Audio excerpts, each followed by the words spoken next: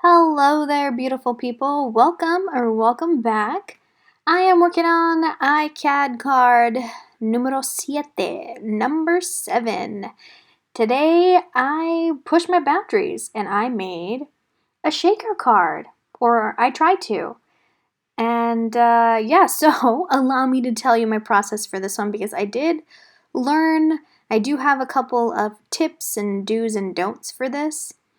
The first thing that I did was trim down the window. So you can see here I'm making marks to kind of figure out where I want my cut lines to be, and I want to make sure that it's semi-even on all sides. I'm not the greatest with measuring things out. I just don't have the patience for it. So mine came out a little wonky, but if you're meticulous, I'm sure it will come out a million times better than how mine did. The next step is to use those cut lines that you made and cut it out with an X-Acto knife. So a couple of tips with the X-Acto knife. One, be sure and use a metal ruler. Plastic rulers do work, they do get the job done, but you run the risk of cutting a little too close to it, and then your X-Acto knife will actually trim off part of the plastic on your plastic ruler, so be wary of that. The next tip I have for that is to make sure that your blade is sharp. So my X-Acto knife is a little dull, which is why I had to go back and use my scissors to kind of get the corners and things like that. So yeah, just a couple helpful tips with X-Acto knives. When making a shaker card, you are going to need some kind of clear plastic. So I actually bought a pack of transparencies because I thought that I could print on transparencies with my printer. Turns out I can't. All the ink just kind of smudges off and never dries. So now I have this big pack of transparencies that I don't know what to do with.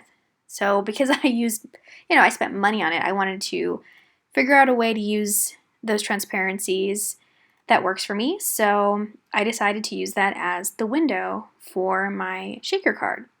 Now, if you don't have transparencies, you don't have to go out and buy some. You can always use plastic packaging left over from like electronics or really anything. A lot of things come in clear plastic. I feel like you could even use a Ziploc bag if you really wanted to. It would be kind of murky, I guess. Not murky, but cloudy. But you could do that, I think. I haven't tried it, but yeah, I know every other kind of clear plastic does work for this project. I kind of got really excited when I was making this, and I glued the transparency to my cut window, and I wish that I had waited. So when making a shaker card, you do need a front and a back, and I wish that, like I said, I wish I had waited to glue that plastic or the transparency, because a helpful tip would be to actually trace your cutout window on your back card, so that way it really helps give you the guidelines of where to place your image. So yeah, I didn't do that, and I ended up having to remeasure things when I was trying to glue my art doll down, and it was just a little bit tedious in my opinion. So if you are doing this, I would recommend tracing the cutout window before you glue the plastic. Now, I know I'm probably going to get a lot of questions on the stencil that I'm using. This stencil is by Elizabeth Craft Designs. I don't have a link for it because I did buy this in person at an actual mixed media craft store. So I don't 100% know where you can find it online, but I'm sure if you looked it up, you would be able to.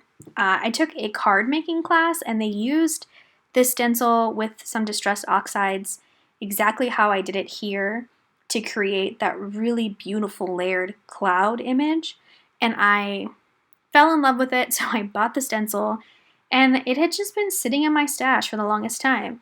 So since I've been trying to use things that I haven't normally, or that I don't normally reach for, I decided to use this stencil today, and I had completely forgotten how much I adored the backgrounds that you can make using that one stencil. So yeah, stencil is from Elizabeth Craft Designs. And then I used a Distress Oxide in the shade, I believe, Salty Ocean to make the sky. I do have an actual sewing machine but I haven't set it up in my new craft room yet because it takes up a lot of space and it's too much of a hassle. So I have this little like portable one from Singer that I got at Joann's, and it's battery operated. It's very simple. It only does like one type of stitch, but for this project it worked.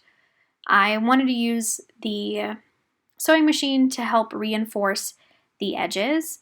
Now here I am using double-sided tape, and something that I learned is that it's better to use the double-sided tape near the outer edge, far away from the window. So I've already made this card, I put it all together, and because I put the double-sided tape so close to the actual window where all of the sequins are going to be, some of the sequins actually have gotten stuck along the edges. So I don't recommend that. I would suggest putting the double-sided tape on the far, far edges of your card and then stitching close to the window with the sewing machine to reinforce that. The sequins themselves are from a very, very old Happy Scrappy journal planner kit thing that I was subscribed to several moons ago, and I didn't throw away the sequins. I don't really have a use for them normally, so I actually have a whole bunch of sequins just in my stash that I've gotten from Happy Scrappy, the Planner Society, and I've just been trying to figure out a way to use them. So this project was great because I got to use a lot of supplies that are just, like I said, taking up space. And so in that actual like sequin kit, there were a couple of die cuts, and I really liked the way that hot air balloon looked, and I tried my best to glue it in the card. I do recommend be 100% sure how you want your background to look before you close the edges, because it is a bit of a pain to try and glue things when you have 3 of the 4 sides already glued down. The die cuts themselves that I'm going to put down in the corner are from a Tim Holtz pack of ephemera. It's the Field Notes pack, I believe is what's the name of it's called. And then I'm using some Distress Oxides in the shade Faded Jeans to kind of distress the edges of the card. One of the things I wish I had done was to actually distress the card before putting it all together.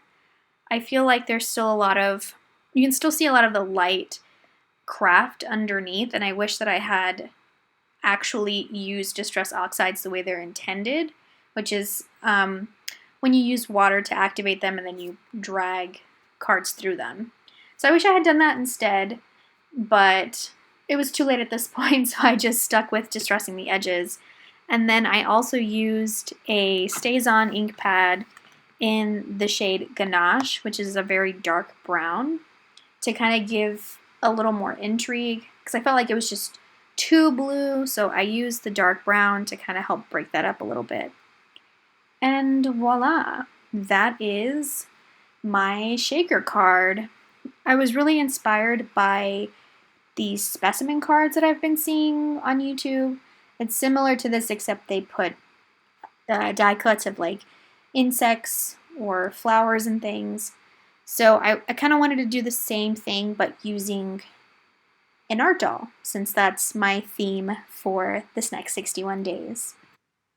Now that my card is all completed, I have to say I am really grateful for this ICAD challenge. It's been exactly that, a challenge. It's challenged me to reach for supplies that I haven't in a long time. It's challenged me to go out of my comfort zone to create something new and engaging.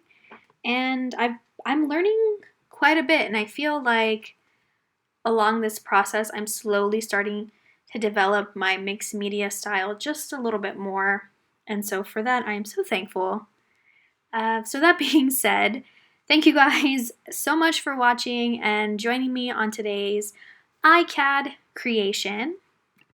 This one was fun, and I can't wait to see what the next 50-some days is going to bring and what new things we're going to be able to create. I'm going to let you all go here. I know I already said it again, but I'm going to say it again. Thank you so much for tuning in and watching. I hope you enjoy the rest of your day. Y'all have a good one, and happy crafting!